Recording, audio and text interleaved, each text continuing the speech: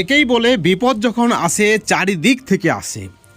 এবার এসএসসি চেয়ারম্যানকে এজলাস থেকে গ্রেপ্তার করে জেলে পাঠানোর হুঁশিয়ারি দিলেন কলকাতা হাইকোর্টের মহামান্য বিচারপতি। এই খবরে রাজ্য রাজনীতিতে তোলপাড় পড়ে গেছে। বন্ধুগণ, আপনারা সকলে জানেন 2016 সালের এসএসসির পুরো প্যানেল বাতিল হয়েছে। প্রাতিষ্ঠানিক দুর্নীতি, চাকরি হারিয়েছেন 26,000 শিক্ষক শিক্ষাকর্মী। ঠিক এই পরিপ্রেক্ষিতে আজকে কলকাতা হাইকোর্টের মহামান্য বিচারপতি তপব্রত চক্রবর্তীর ডিভিশন বেঞ্চে কড়া হুঁশিয়ারি দেওয়া হয়েছে এসএসসির চেয়ারম্যানকে। আপনারা দেখেছেন চাকরিহারাদের বিক্ষোভ চলছে, তাদের কর্মসূচি চলছে, তাদের রিলে অনশন চলছে। শিক্ষামন্ত্রীর বাড়িতে বসে বিক্ষোভ, এসএসসির চেয়ারম্যানকে আটকে থাকতে হয়েছে এসএসসি ভবনে। ঠিক এই পরিপ্রেক্ষিতে বিচারপতি তপব্রত চক্রবর্তীর যে হুঁশিয়ারি, তাতেই কিন্তু রাজ্য কেঁপে গেছে। চরম অস্বস্তিতে রাজ্যের শাসক দল কালীঘাট, যেমনটা মনে করছে রাজনৈতিক মহল। ঘটনাটা কি? ঘটনাটা হচ্ছে যে আজকে একটি মামলা ছিল, সেই মামলায় পরিষ্কারভাবে জানানো হয়েছে এক ব্যক্তিকে ভূগোলে নিয়োগ দিতে হবে, কিন্তু তা সত্ত্বেও এসএসসি ওই ব্যক্তিকে নিয়োগ দেয়নি। এতে আদালত অবমাননা করা হয়েছে।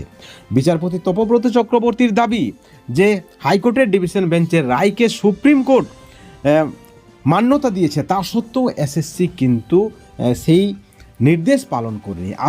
আসলে শিক্ষামন্ত্রী এবং এসএসসি চেয়ারম্যান কারোর সঙ্গে কথা বলবে, কিন্তু কার সঙ্গে কথা বলবে সেটা সম্পূর্ণ এসএসসির বিষয়। এসএসসি কী জন্য, কী কারণে এসএসসি, এই সকল সমাধান করার জন্যই এসএসসি। কিন্তু তা সত্ত্বেও এসএসসির চেয়ারম্যানের ঘুম ভাঙেনি।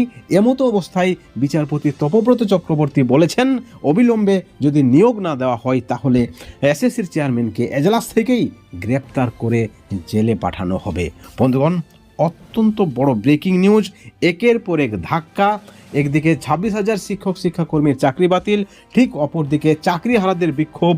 তারা কেন অযোগ্য, তার উত্তর দিতে হবে রাজ্যকে, তার উত্তর দিতে হবে এসএসসির চেয়ারম্যানকে, শিক্ষামন্ত্রীকে। ঠিক অপরদিকে এসএসসির চেয়ারম্যানকেই হুঁশিয়ারি কলকাতা হাইকোর্টের পক্ষ থেকে। রীতিমতো চরম বিপাকে এসএসসি, এমনটাই মনে করছেন শিক্ষক মহলের একাংশ, আইনজীবী মহলের একাংশ এবং রাজনৈতিক মহল। বন্ধুগণ, এই ভিডিওর পরিপ্রেক্ষিতে আপনাদের মতামত কি? 26,000 শিক্ষক শিক্ষাকর্মীর চাকরি বাতিল, এসএসসি চেয়ারম্যান জেলে যাবে, ঠিক অপরদিকে প্রাথমিকের 32,000 শিক্ষকের চাকরিও কিন্তু বাতিল হওয়ার সম্ভাবনা রয়েছে, যেমনটা মনে করছে আইনজীবী মহলের একাংশ। ইতিমধ্যেই বিকাশ রঞ্জন ভট্টাচার্য বলে দিয়েছেন, তৃণমূলের আর কোনো জারিজুরি চলবে না, কোনো পথ নেই পালানোর।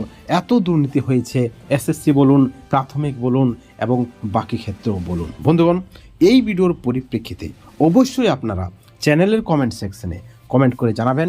সকলে ভালো থাকবেন, সুস্থ থাকবেন, কিন্তু কোনো ধরনের দুর্নীতি থেকে দূরে থাকবেন। Thank you so much.